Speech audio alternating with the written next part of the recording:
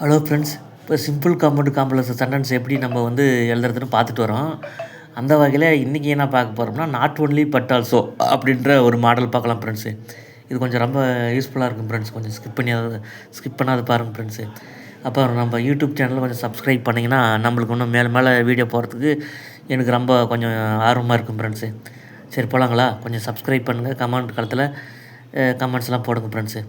சரி, இப்போ நம்ம என்ன பண்ணலான்னா, இந்த மாடலில் காம்பவுண்டில் என்ன கன்ஜெக்ஷன் வரும்னா அண்டு, அதுவும் கூட அப்படின்ற அர்த்தத்தில் அண்டு வரும்.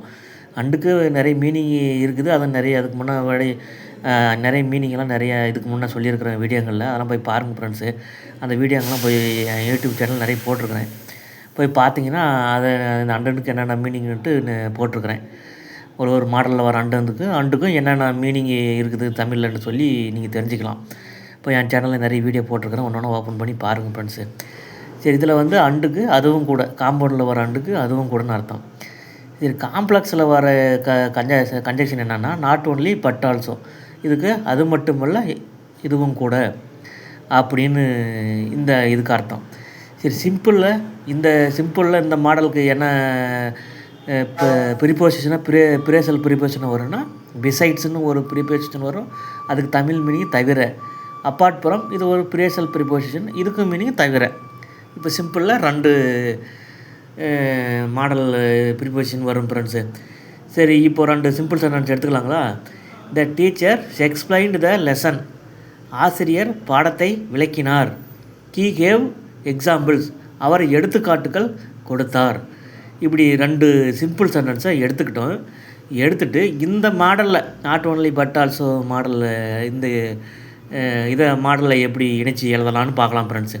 இப்போ முதல்ல நீங்கள் காம்பவுண்டு, காம்ப்ளெக்ஸு, சிம்பிள் இந்த ஆர்டரில் போனால் தான் உங்களுக்கு புரியும் ஃப்ரெண்ட்ஸு. அதனால் நான் இப்போ எப்படி சொல்லிக் கொடுக்குறேன் அந்த மாதிரிலேயே கற்றுக்கிட்டிங்கன்னா உங்களுக்கு எளிதாக புரியும் ஃப்ரெண்ட்ஸ். இல்லைன்னா உங்களுக்கு புரியாது. சரி, இப்போ காம்பவுண்டு சென்டென்ஸ் எப்படி எழுதலான்னு பார்க்கலாம் வாங்க. The teacher explain the lesson. He gave examples. இந்த 2 சிம்பிள் சென்டென்ஸ் நடுப்பில் அண்டுன்னு போட்டுருங்க.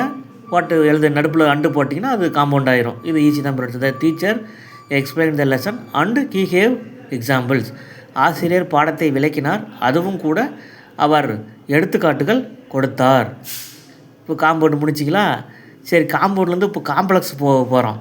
இப்போ காம்ப்ளெக்ஸ் போகும்போது என்ன பண்ணால் ஒரு ரூல் தெரிஞ்சுக்கணும் ஃப்ரெண்ட்ஸு.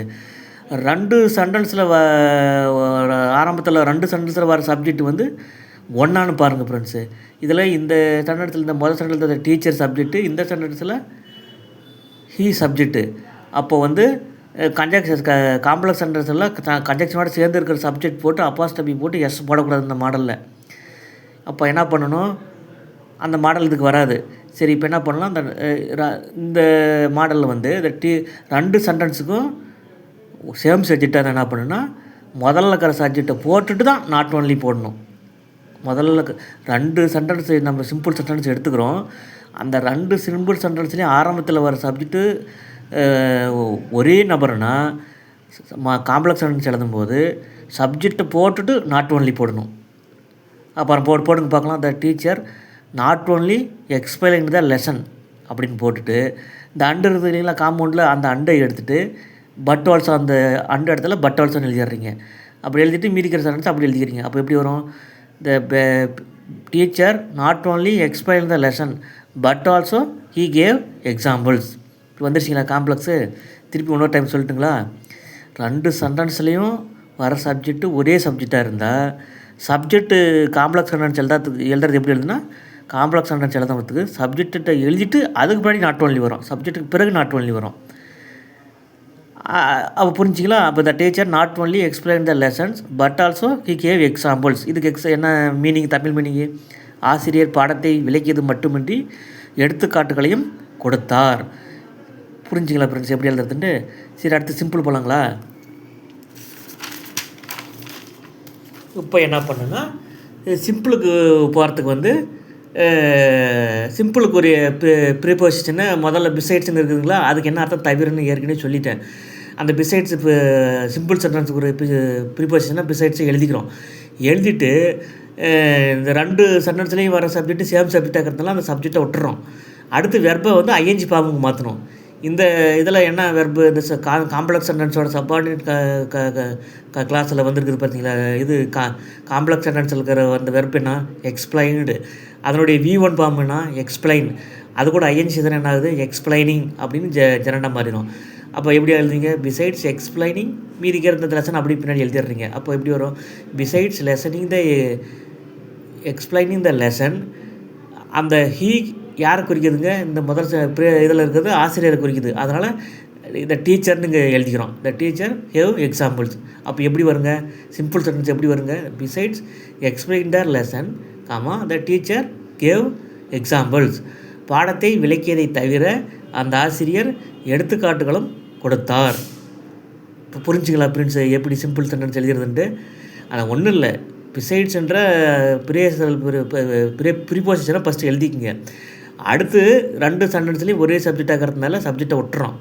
அடுத்துக்கிற வேர்பு என்னான்னு பாருங்கள், எக்ஸ்பிளைன்னு V2 வேர்பு வந்திருக்குது. அதனுடைய V1 ஃபார்ம் என்ன எக்ஸ்பிளைன், அதோட ஐஎன்ஜி சேர்த்துங்க எக்ஸ்பிளைனிங் வந்துருச்சுங்களா.